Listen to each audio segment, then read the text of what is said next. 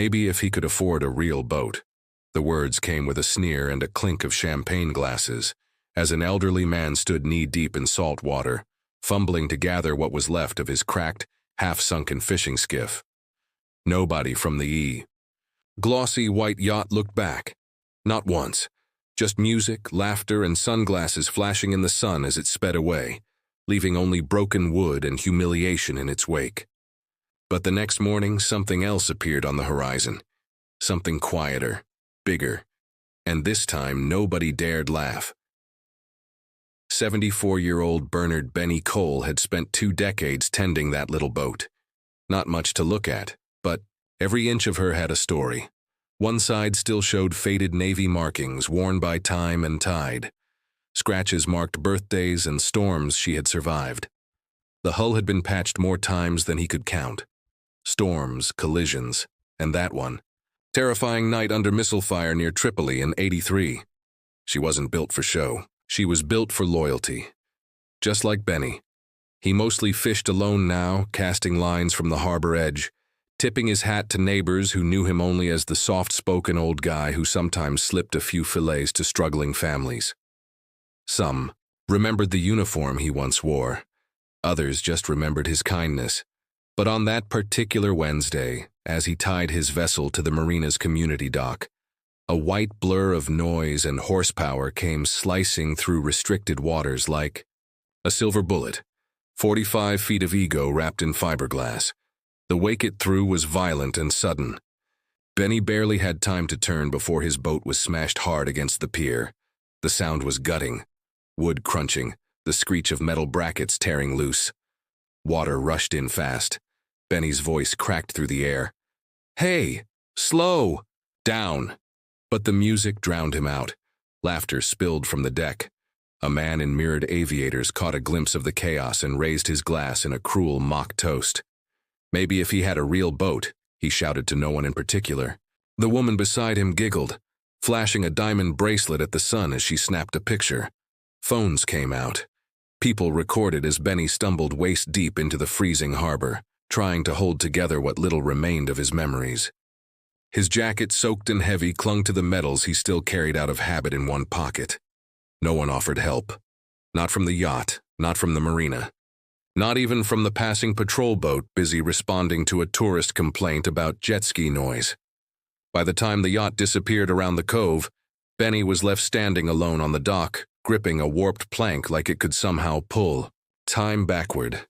50 years of service, 20 years of fishing, all gone in a matter of minutes because someone felt the rules didn't apply to them. The marina office gave him a clipboard and a blank stare. "It's private traffic," the clerk said. "You'll have to file a report." The form asked for insurance. Benny didn't have any. The skiff had been his pride, built on retirement checks, one repair at a time. How do you insure something that holds your past? He walked home dripping, the complaint form wadded into a fist. His duplex, a modest walk-up 3 blocks from the bay, still smelled faintly of brine and old coffee. Inside sat the compass his late wife had gifted him before, her cancer diagnosis.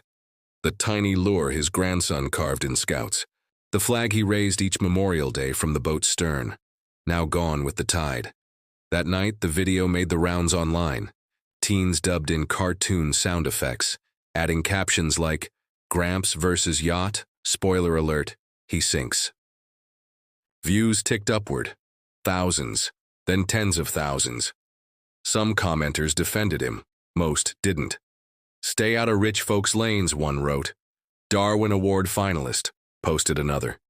Benny sat in his kitchen, staring at his faded Navy cap, still damp. Long ago, he had stood on a destroyer off Sicily, staring down Soviet cruisers. He'd once jumped into open water to save crewmen from a burning patrol ship in the Gulf. He'd taught fresh recruits to fear and respect the ocean. Now he was a punchline. Sleep didn't come easy. He watched the glow of the marina until the sun broke over the water again. At dawn, he returned to the dock, not in hope, just instinct. Maybe something had floated up, a cushion, a tackle box, or if fate had a sense of humor, that compass. A few locals nodded politely. One handed him a cup of coffee. Another gave a soft pat on the shoulder, small things but grounding.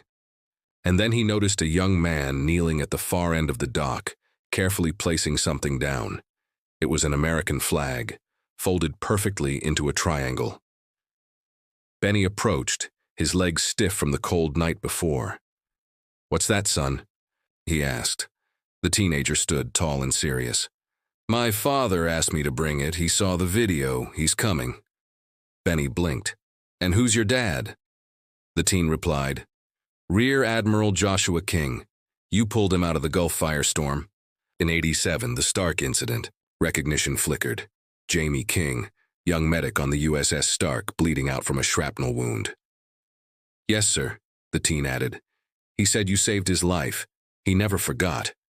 Before Benny could respond, a marina worker shouted from the far dock, voice trembling, "Mr. Cole, you might want to look out there."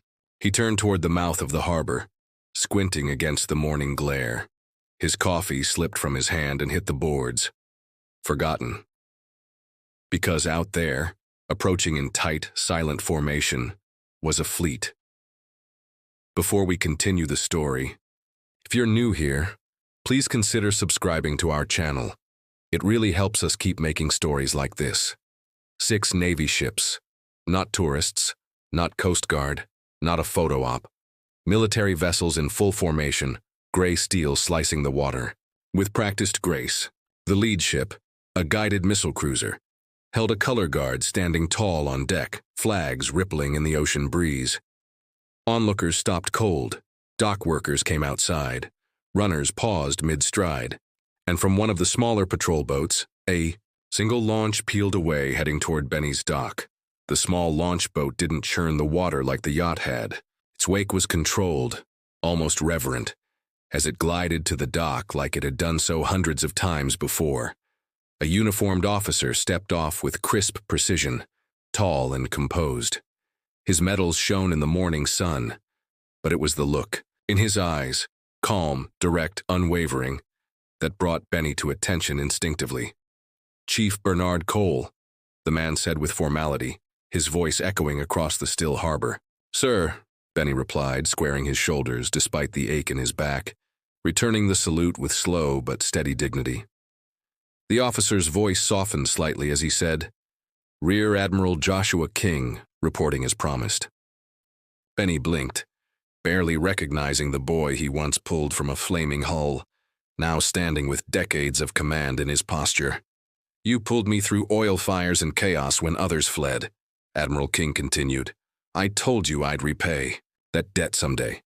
Took me a while, but I'm here." Benny's lips parted, but no words came. His grip on the dock railing tightened just to stay grounded.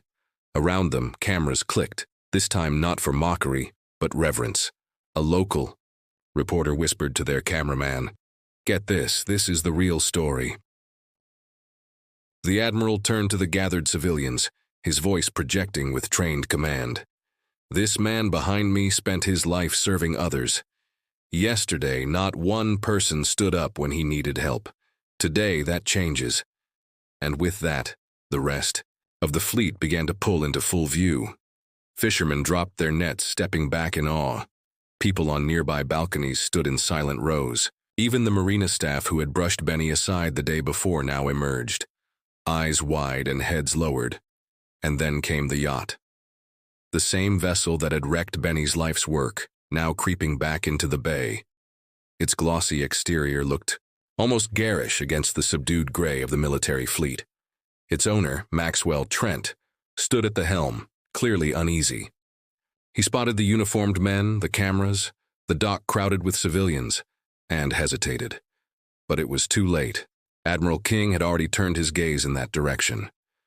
With a subtle motion, 2 Navy patrol boats broke formation and flanked the yacht, not aggressively but unmistakably intentionally. "Mr. Trent," King called out with a voice that cut through the breeze. "Step forward." Maxwell hesitated. Surrounded, he had no real choice. He gave a quiet instruction to his crew, then stepped off the yacht, his designer shoes clicking sharply against the aged wood dock. He looked painfully out of place among the uniforms, the flags, and the worn jacket Benny still wore. "You didn't just crush a boat," Admiral King said, voice quieter now, but somehow sharper. You insulted a man who saved more lives than you'll ever count. A man who's faced down storms and enemy fire. A man who gave without expecting anything in return. Maxwell began to stammer something about not realizing the damage, about it all being a misunderstanding. But King cut him off. You didn't care to realize. That's what separates those who wear these uniforms from those who only chase luxury. Respect isn't optional on the water. It's earned. From the missile cruiser, a second boat approached. Divers stepped off carrying a waterproof wrapped bundle. One of them, a young woman with clear eyes and a firm jaw, handed it to Benny. Inside was the folded American flag from his sunken vessel, edges still damp but intact. And below it, shockingly, was the brass compass his wife had given him, a little tarnished but whole. We pulled these from the wreckage, Chief, she said respectfully. Thought they belonged in better hands. Then, from behind the Admiral, another sailor stepped forward holding a polished plaque. In honor of Chief Bernard Cole, for selfless service in uniform and in peace. The engraving caught the light just as the sun lifted higher over the water. Benny's hands trembled slightly as he accepted it. I don't think I deserve all this, he murmured, voice catching. That's exactly why you do, the Admiral replied with a knowing smile. By now, hundreds had gathered, tourists, neighbors, even some of the teenagers who had mocked him online the night before. Their faces had changed, no more smirks, just wide eyes and flushed cheeks. One boy lowered his phone and nudged the others. We didn't know, he said quietly. Across the dock, Maxwell Trent cleared his throat. I'd like to cover the costs, whatever the boat's value. Admiral King turned. Some things don't come with a price tag, Mr. Trent. But since you mentioned it, he gestured toward the outer harbor, where another boat was now making its way in.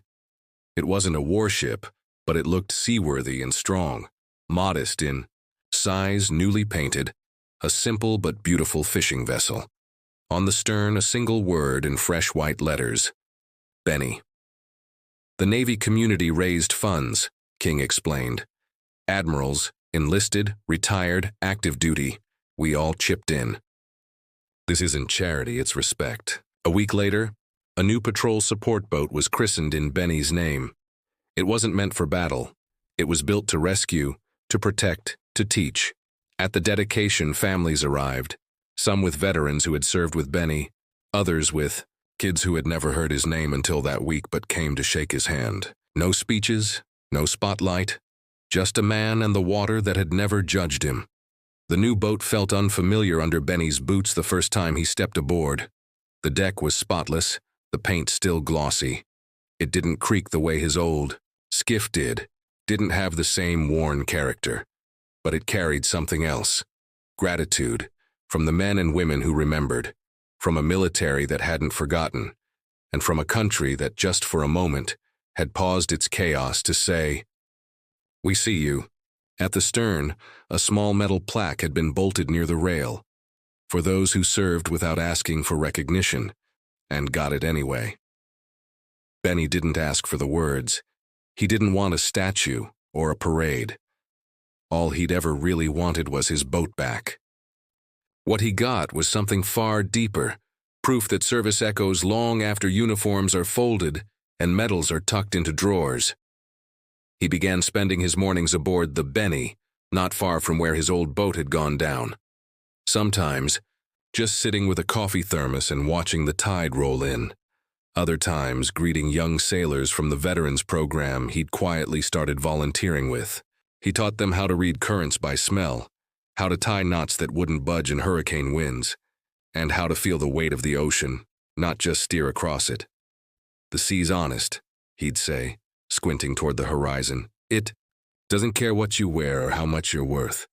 All it wants is respect. Some days, teenagers from the viral video would stop by too. At first, they hovered awkwardly at a distance, unsure if they were welcome. Eventually, one of them spoke. "We messed up, sir. Didn't know who you were." Benny looked at them a long time. Then he nodded. "Didn't know who I was at your age either. That's why we passed these lessons down." From that day, they became regulars at the dock, helping scrub boats, learning rope work, sanding wood, patching sails, and slowly, learning humility. Across the bay, the luxury yacht Sovereign Tide, newly renamed to dodge attention, remained absent. Word had spread that the marina no longer extended docking rights to its owner. Not through policy, just quiet resistance, no refueling, no crew access, no space offered. Respect had returned to those docks, and it carried weight again. Maxwell Trent, once the face of online mockery, had made a donation, quietly, this time. A large one. It went to the Veterans Maritime Skills Foundation, now renamed the Coal King Program. Benny hadn't asked for his name on anything, but Admiral King insisted. "You gave me back my life. I'm just returning a bit of it." The foundation helped younger vets transition into maritime careers, coastal operations, harbor safety, even ocean rescue. Benny mentored many of them, though he still insisted on being called Chief or just Benny. Nothing fancy, just simple titles that spoke of effort, not ego. A few months later on Memorial Day, the community held a small ceremony. Not with fireworks or cameras, just with shared silence and folded flags. Benny stood at the edge of the dock, the wind, tugging gently at his collar, watching the waves break softly where his old skiff had once rocked. A younger sailor stood beside him, eyes squinting out at the ocean. "Think it remembers you?" he asked. Benny gave a slow smile. "The ocean forgets everything eventually," he said. "But people don't. Not if you show them how to remember right." He raised his coffee mug in a quiet toast, toward the horizon, toward nothing in particular. Not for medals, not for admiration, but for the ones still out there. The quiet, the faithful ones, the men and women who had served unnoticed and carried the weight anyway. And now, when Benny walks the dock, it's not the camera phones that follow him. It's nods, salutes, a kid running up to show him a knot they finally mastered, a young woman asking how to anchor in a storm. They don't know the whole story, just enough, and that's how Benny likes it. If you enjoyed this story, please subscribe to our channel and let us know your favorite moment in the comments.